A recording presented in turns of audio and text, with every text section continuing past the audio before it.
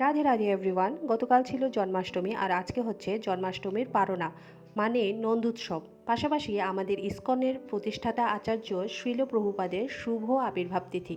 তো এই দিনে আমি ভগবানের জন্য সামান্য ভোগের আয়োজন করেছিলাম।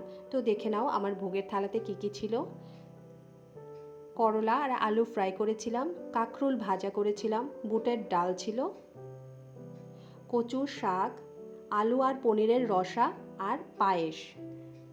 মহাপ্রসাদ গ্রহণ করলে ভগবানের যে কৃপা পাওয়া যায়, ঠিক তেমনি মহাপ্রসাদ দর্শনে ভগবানের সমান কৃপা লাভ হয়। তাই আপনারা মহাপ্রসাদ দর্শন করুন।